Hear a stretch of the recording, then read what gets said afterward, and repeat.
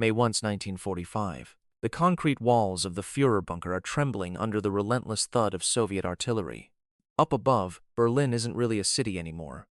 It's a jagged landscape of shattered brick, pulverized glass, and street-to-street slaughter. Down below, breathing in the stifling sweat and cordet-scented air of a dying regime, sits Joseph Goebbels. He is the Chancellor of Germany. He has held the title for exactly 1 day. Adolf Hitler is dead, his body currently burning in a shallow petrol-soaked trench in the Chancellery garden just above their heads. The 1,000-year project is over. It lasted 12. Goebbels is preparing his final administrative act. Soon, a dentist will walk into a quiet room and crush potassium cyanide ampoules inside the mouths of Goebbels' 6 sleeping children. He and his wife Magda will follow them into the dark minutes later, eventually having an SS orderly shoot them to ensure the job is done. I keep coming back to this specific moment because it is the terminal end of a state built entirely on manipulated perception. For over a decade, Goebbels engineered the reality of 80 million people. He owned the radios. He owned the printing presses. He owned the cinemas. He understood a terrifying modern truth about political power. You don't need absolute facts to rule.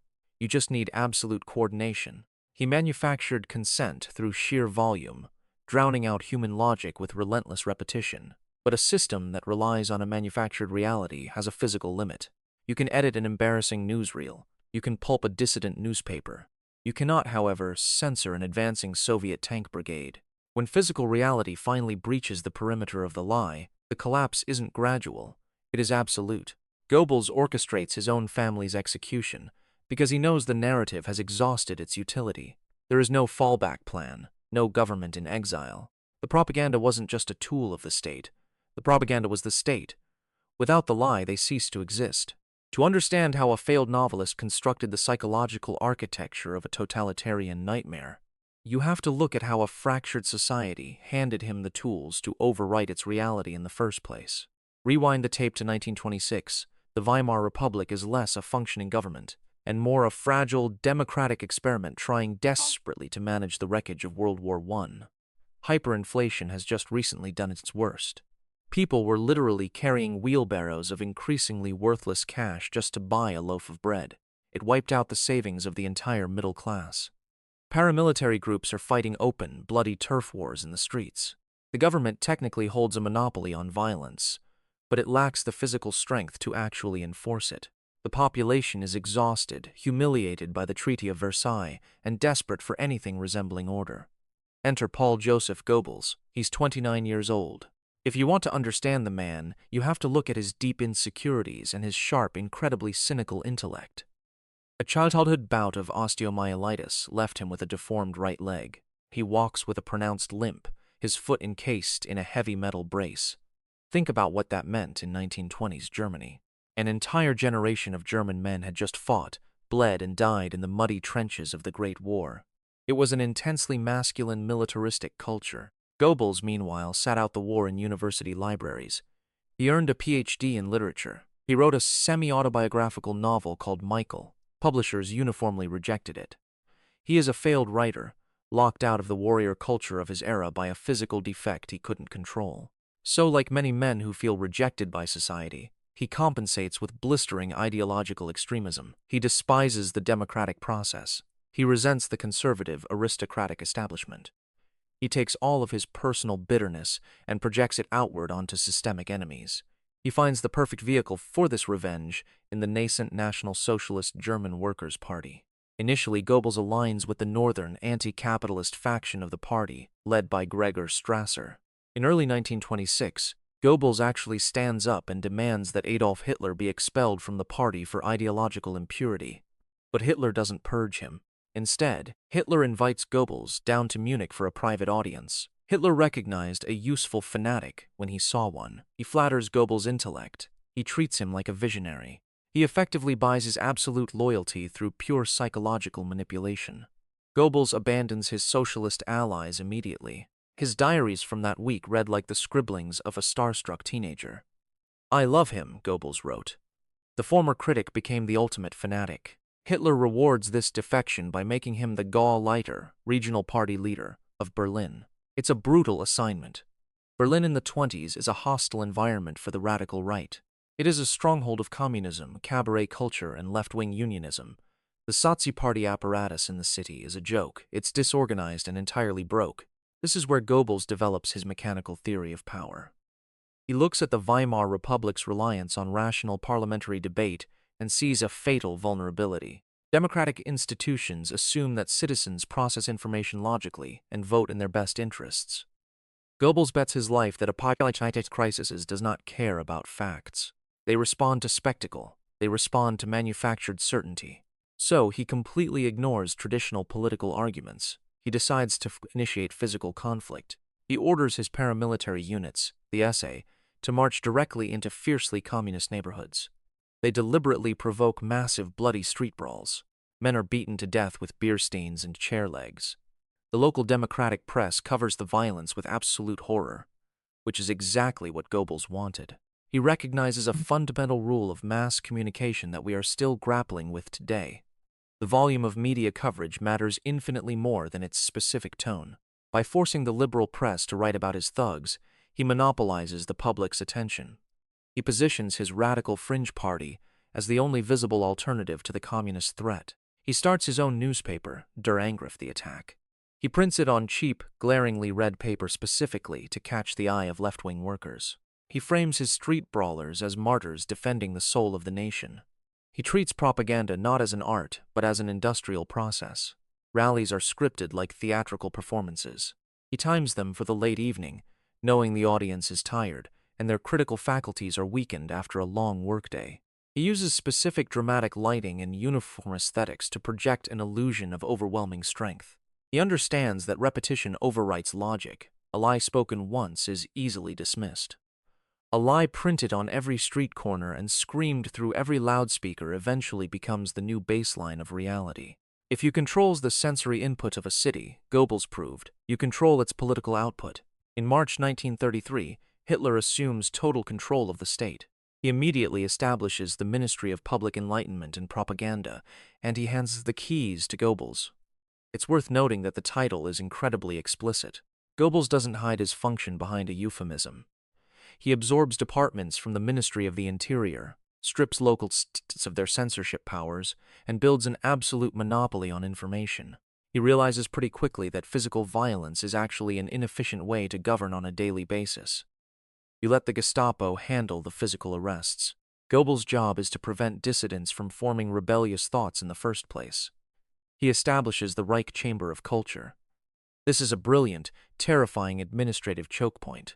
Every single journalist, radio broadcaster, film director, and musician has to register with this chamber. A state bureaucrat reviews your racial background. Another reviews your political reliability. If you get approved, you get a membership card. If you are rejected, you lose the legal right to earn a wage in your profession. The state doesn't need to waste time burning every dissenting book. They just remove the economic survival of the author. It's remarkably clean. Goebbels then extends this control into actual hardware. He knows the radio is the primary vector for his messaging, but commercial radios are expensive and possess shortwave receivers that pick up foreign broadcasts from London or Moscow. So Goebbels commissions the Volksempfänger, the people's receiver. The state heavily subsidizes the manufacturing cost. You could buy one for 76 Reichsmarks, roughly 2 weeks of an average worker's salary. The catch? The engineers deliberately limit the device's frequency range. The dial only tunes to local, state-approved German stations. Goebbels literally wires the physical nation to receive his voice. He places the machines in factories. He installs them in public squares. He mandates communal listening sessions. He engineers a captive audience on a continental scale. He legalizes his control of the press through the editorial law of October 1933. This fundamentally changes the hierarchy of news. An editor is no longer an employee of a publisher. The editor is now a legal agent of the state. Journalists attend daily briefings at the ministry, where bureaucrats hand them specific phrases to use and strict orders on which stories to entirely ignore. The independent press simply vanishes overnight. The nation reads a single state narrative printed under 100 different mastheads. This machinery operates flawlessly for 9 years. It projects invincibility. It masks internal economic deficits. It amplifies the early staggering military conquests. But it relies on a continuous supply of good news. And here is the fatal flaw in Goebbels' design. Propaganda cannot heat a freezing soldier. It cannot replace a bombed railway depot. When the German Sixth Army surrenders in the frozen ruins of Stalingrad in early 1943, the physical reality of the war fractures the narrative. Goebbels faces a massive mathematical deficit in manpower and resources, and he attempts to solve it with rhetoric. On February 18, 1943, he steps onto the stage at the Berlin Sportpalast. It's a masterclass in manipulation. He scripts the entire event. A massive banner hangs behind the podium reading, "Total war is the shortest war." He plants loyal party members in specific sections of the audience, training them to cheer at precise scripted intervals. Sweating profusely under the lights, he looks at the crowd and asks if they want a war more radical and total than they can currently imagine. The hand-picked crowd screams their approval, a terrifying wave of orchestrated fanaticism. Goebbels interprets this theater as a genuine mandate for national mobilization. He begins drafting civilian populations into defense battalions. He closes non-essential businesses. He redirects every ounce of cultural output toward apocalyptic military resistance. This radicalization deeply alarms the other senior oligarchs. Men like Albert Speer, who manages the actual industrial output, and Heinrich Himmler, who manages the internal security apparatus, operate on tangible metrics. They look at the steel production and troop movements and recognize the war is mathematically lost. They want to preserve their own power. They want to quietly negotiate favorable surrender terms with the West. Goebbels, however, demands total annihilation. He demands the destruction of German infrastructure to prevent the advancing armies from capturing it. He drafts teenage boys in oversized coats and elderly men into the Volkssturm militia, arms them with obsolete rifles, and orders the press to label them as elite shock troops. Speer looks at this and sees a waste of industrial labor. Goebbels sees a powerful image for the evening newsreel. He weaponizes the narrative of absolute sacrifice, successfully framing physical survival as treason. The other men in the inner circle realize Goebbels is no longer a political asset. He is a lethal liability. His machinery of mass persuasion has trapped the regime in a suicide pact. Speer actively countermands his orders to destroy factories. Himmler quietly attempts to open diplomatic channels. The coalition fractures. The men built the state alongside Goebbels realize his propaganda will burn them alive alongside the enemy, and they leave Goebbels isolated with his rhetoric. Spring 1944. The Soviet army is pushing relentlessly west. Allied bombers are turning German industrial centers to ash by night.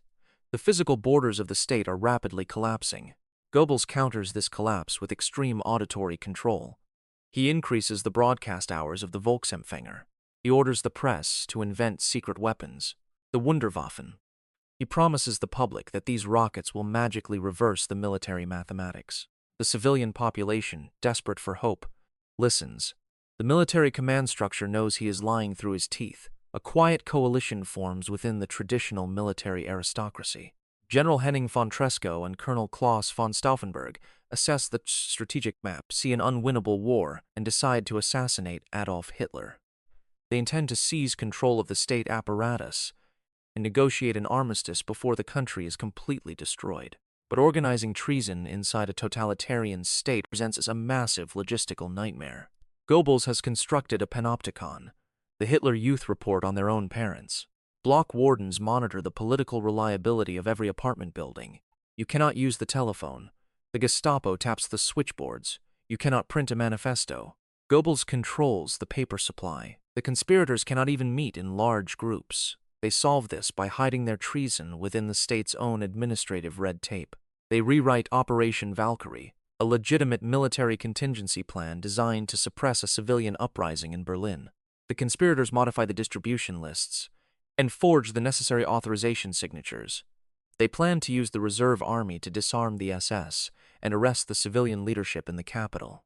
Subverting the regime requires bureaucratic mastery. They weaponize the state's own paperwork against it. On a sweltering July 20, 1944, Stauffenberg places a briefcase containing plastic explosives under a heavy oak table at the Wolf's Lair military headquarters in East Prussia. The bomb detonates. Stauffenberg sees the explosion, believes Hitler is dead, and flies to Berlin to initiate the takeover. The conspirators issue the Valkyrie orders. Reserve troops flood the streets of the capital. They secure the government quarter and set up roadblocks. But the conspirators make a fatal logistical error. They occupy physical geography, but they fail to occupy the information space. They do not capture the central broadcasting house in Berlin. They leave the primary telephone lines active. They leave the central node of the propaganda network entirely online.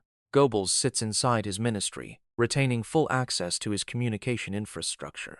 The commander of the Berlin Guard Battalion, Major Otto Ernst Riemer, receives his orders. Riemer is a decorated frontline soldier. He genuinely believes the SS has launched a coup and the Führer is dead. He marches his men to the Ministry of Propaganda with a specific order: arrest Joseph Goebbels. Riemer walks into the office heavily armed. Goebbels doesn't panic. He understands the psychology of the German soldier perfectly. He knows Riemer operates on an oath of personal loyalty. Goebbels relies on his machinery. He picks up his dedicated secure telephone line to the Wolf's Lair and demands to speak to the Führer. Hitler, saved by the thick leg of the oak table, answers the phone. Goebbels hands the receiver to Riemer. The major hears the unmistakable voice of his commander. Hitler promotes Riemer to colonel on the spot, orders him to crush the uprising, and tells him to obey Goebbels. The physical coup collapses instantly upon contact with the state's communication network. A single telephone call nullifies a meticulously planned military operation. The conspirators failed to understand that Goebbels had shifted the center of power from physical force to mass communication. Goebbels immediately seizes the airwaves. He broadcasts a special report on the national radio network, announcing the survival of the Führer. He controls the narrative of the event before the conspirators can even issue their own statements, framing the plotters as a tiny, pathetic clique of traitorous aristocrats. He uses the failed coup to justify a massive internal purge. The Gestapo arrests thousands of officers. They execute the conspirators by hanging them with piano wire, and they film the executions. Goebbels reviews the footage. He weaponizes the betrayal to eliminate the last vestiges of conservative resistance within the military. The state achieves absolute paranoia. Every citizen is a potential traitor. The apparatus of mass communication shifts from manufacturing consent to demanding total fanaticism. The bunker phase begins, and the regime isolates itself in a horror of external reality. Late April 1945. The physical reality of the war finally penetrates the Führer bunker. Soviet artillery shells are literally striking the chancellery. The centralized communication network degrades into dead air and static. The Ministry of Propaganda is a burning shell. Goebbels can no longer broadcast to the nation. He is reduced to relying on teenage dispatch riders dodging sniper fire just to deliver handwritten notes. The sprawling architecture of his mass deception has collapsed into a 50-foot concrete perimeter. Under this pressure, the elite circle fractures rapidly. On April 23, Hermann Göring sends a radio telegram from a secure compound in Bavaria, attempting to assume total leadership of the state. Hitler receives the paper transcript and views it as high treason. Goebbels watches his rivals disintegrate, fueling the paranoia of the dictator to secure Göring's immediate expulsion from the party. He eliminates a primary competitor for power, even as the walls cave in. But the absolute collapse of loyalty happens on April 28. A listening post intercepts a broadcast from the Reuters news agency and sends the transcript down to the bunker. Heinrich Himmler is secretly negotiating a surrender with the Western Alsace in Sweden, offering to hand over concentration camp prisoners as a bargaining chip. This breaks the psychological core of the regime. Himmler commanded the SS. He commanded the Gestapo.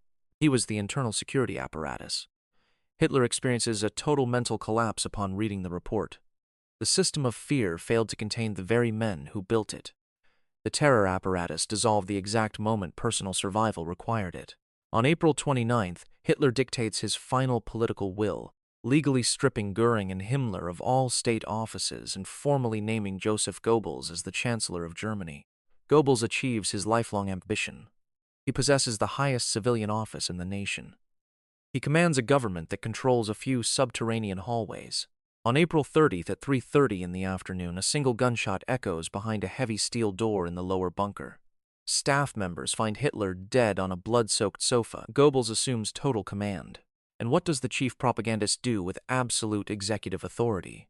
He attempts to deploy his primary weapon one last time. He tries to negotiate a narrative. He drafts a formal letter to the Soviet High Command and orders General Hans Krebs to cross the front line in the dark. On May 1, Krebs sits in a ruined house with Soviet General Vasily Chuikov. Krebs presents the letter, announces Hitler's death, and requests a temporary ceasefire to establish a new German government. Goebbels is attempting to use diplomatic protocol to halt a mechanized invasion. Chuikov reads the translation and flatly rejects the premise. He demands immediate, unconditional surrender. He refuses to recognize the legitimacy of the bunker government, and he refuses to debate the terms. Krebs returns to the bunker and delivers the Soviet response. Goebbels finally processes the finality of the situation. The physical world refuses to negotiate with the narrative. The Soviet army does not care about his titles, his rhetoric, or his bureaucratic maneuvers. The artillery fire continues to shake the concrete ceiling. The mechanism of mass manipulation is broken. There are no more radios to seize. There are no more audiences left to deceive. On May 2, 1945, Soviet troops breach the Chancellery Garden and find the charred remains of the Chancellor and his wife. The architect of a continent's alternate reality is reduced to forensic evidence. But here is the truly fascinating part. The system he built instantly recalibrates to survive his death. The surviving oligarchs surrender to the Allies. Men like Albert Speer face the tribunal at Nuremberg, and they initiate a massive, incredibly coordinated erasure of their own agency. They frame themselves as apolitical technocrats. They testify that they were mere administrators caught in a machine they could not control. They blame the entirety of the state's crimes on the dead fanatics in the bunker. They adopt Goebbels' own defense mechanism. They use a new narrative to overwrite a physical reality. They convince the victorious powers that the state was a hypnotic spell cast by a few madmen. Surviving generals write memoirs claiming they opposed the regime from the start, reinventing themselves as honorable soldiers merely defending their homeland. And it works. The architects of the war machine integrate seamlessly into the post-war governments of West Germany and the NATO command structure. The historical record largely absorbed this transition. The men who construct the mechanical infrastructure of a totalitarian state will always sacrifice the regime's loudest propagandists when the time comes. They burn the voice of the state to purchase their own survival in the subsequent administration. So I turn this analysis over to you. Looking at the timeline, what do you think? Does a propaganda state ultimately collapse because the occupied population naturally wakes up to the truth, or does the system fail strictly because the regime runs out of physical violence to enforce the lie?